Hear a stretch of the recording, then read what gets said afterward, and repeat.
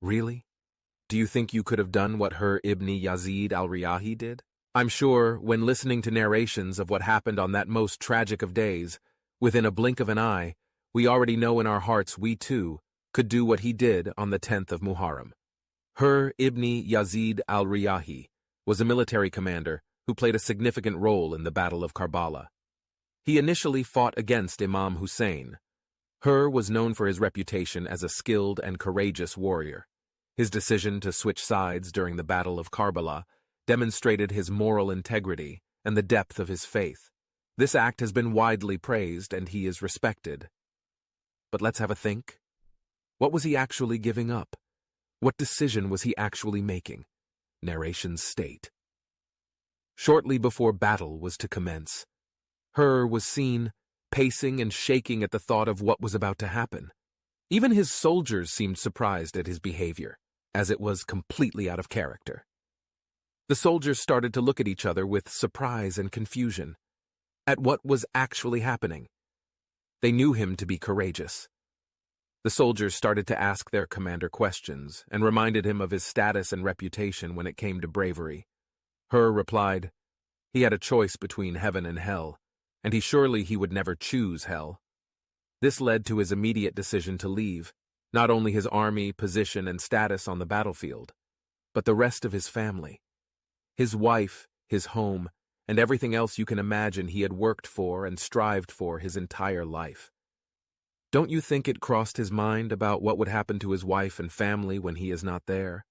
Surely these thoughts are only natural and instinctive. But no, he made that sacrifice. Yes, very admirable and obviously the right choice. But it wasn't just a simple choice. What else do you think crossed his mind? Yes, his children, his wife, his house. But what about his status in the community?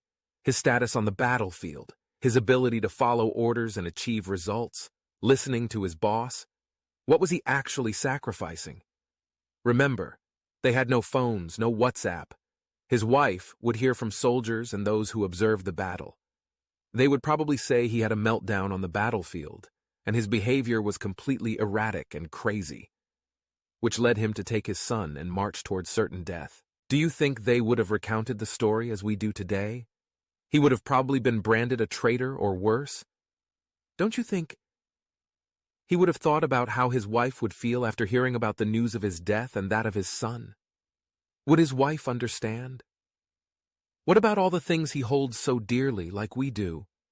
From the phones in our pockets to our home and cars and all that we have strived for and the sacrifices we have made to our goals in life? Of course, in them days, our modern technologies didn't exist, but rather than having the best of cars, they would have had the best of horses, the best of robes to wear, maybe gold and other jewelry. They may have been different times, but remember, palaces, mansions, and other luxuries still existed. Do you think Hurr would have lived in a hut? Hurr al-Riyahi was from the tribe of Tamim, known for its strong martial traditions and nomadic lifestyle, and he came from a respectable family. Given his position as a commander in the Umayyad army, he likely received training in combat and leadership. He also would have adorned medals of honor. His tribe had a significant presence in Arabia, and its members were respected for their warrior skills and valor. So it is clear he was from a well-known and renowned family. Therefore, there was no doubt his status and reputation. To put it into context, in the modern era, how many social media followers do you think he would have had? No doubt he would also have been a blue-ticked verified user.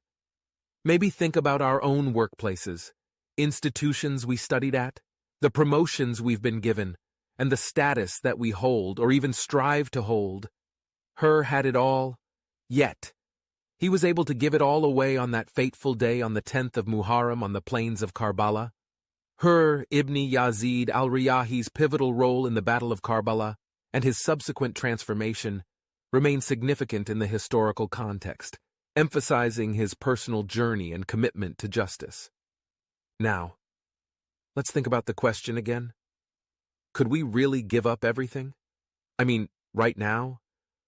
If on the way home from work today, maybe while you're actually at work, perhaps while doing the shopping, or maybe after just listening to this, If you were faced with the situation and had to make a choice and support the Imam of our time, there and then, would you be able to give it all away, in the same way Hurr al-Riyahi did?